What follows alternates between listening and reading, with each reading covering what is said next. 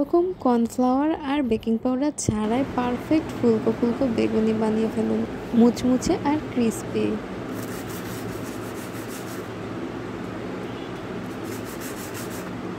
কিছু tips and tricks যদি আপনারা ফলো করেন তাহলে কিন্তু এরকম ফুলকো মুচমুচে বেগুনি আপনারা ইফতারে বানিয়ে ফেলতে পারেন, যেটা সবার অনেক পছন্দ হবে।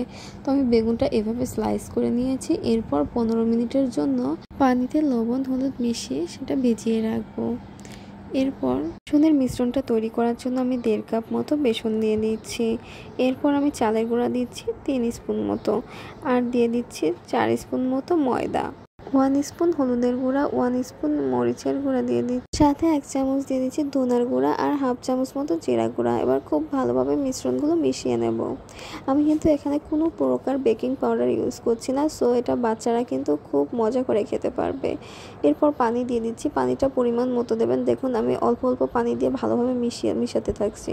তো আপনারা চাইলে কিন্তু এটা ব্লেন্ডারে করতে পারেন, তাহলে খুব তাড়াতাড়ি হয়ে যাবে। আমি 5 থেকে 7 মিনিট মতো এটা খুব ভালোভাবে মিশিয়ে নিয়েছি, যাতে একদম ঘন হয়ে যায়, ঘন, আর ভিতরে যে মানে দানা দানা থাকে সেটা যেন না থাকে, একদম মসৃণ হয়ে যায়।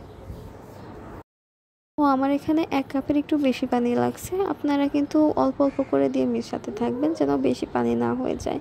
লাস্টের দিকে কেমন কনসিস্টেন্সি হবে আমি আপনাদের দেখিয়ে দেব।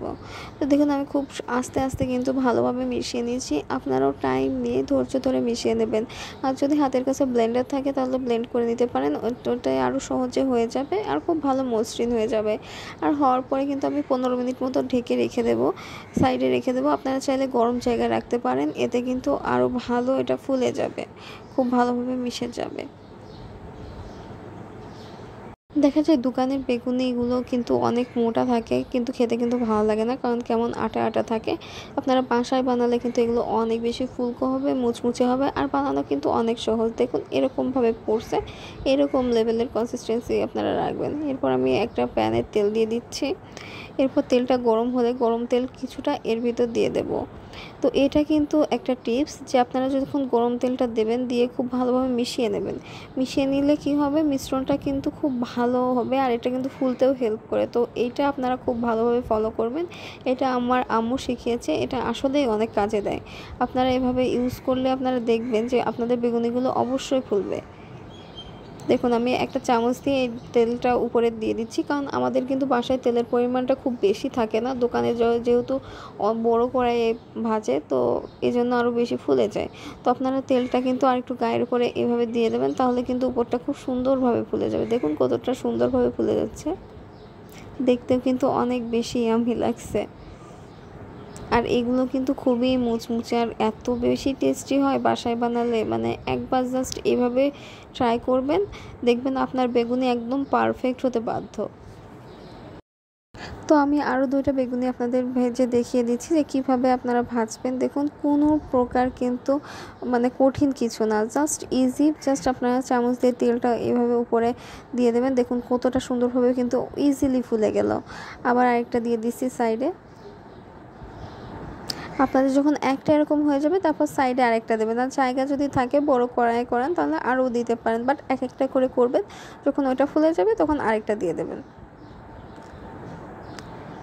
এই বেগুনিগুলো আমার বাসায় সবাই যে কী পছন্দ করে, এত বেশি ক্রিস্পি হয়, এত টেস্টি হয়, মানে বলার বাহিরে। আর বাসার বাচ্চাদের জন্য কিন্তু এটা অনেক স্বাস্থ্যকর, কারণ কোনো প্রকার বেকিং পাউডার থাকে না। তো এটা তাদের জন্য কিন্তু অনেক বেশি হেলদি, কারণ দোকানের খাবার কিন্তু বাচ্চাদের যত বেশি কম দেওয়া যায় ততই ভালো। আর সবার জন্য কিন্তু রমজানে এই বেগুনিগুলো অনেক বেশি কাজে দেবে, কারণ এগুলো বাইরের কোনো প্রকার কোনো খারাপ প্রোডাক্ট থাকে না, সবই ঘরোয়া জিনিস দিয়ে আপনি বানাবেন। তো এটা কিন্তু অনেক হেলদি হবে। সাথের ইফতারে কিন্তু বাইরের খাবার যতটা অ্যাভয়েড করা যায় ততটাই ভালো, যদিও আমরা তেলে পোড়া খাবার খাচ্ছি, বাট বাসায় বানালে আমার মনে হয় সেটা অনেক ভালো হয়। তো আমার মুচমুচে বেগুনি একদম রেডি। আশা করি রেসিপিটা আপনাদের অনেক ভালো লাগে।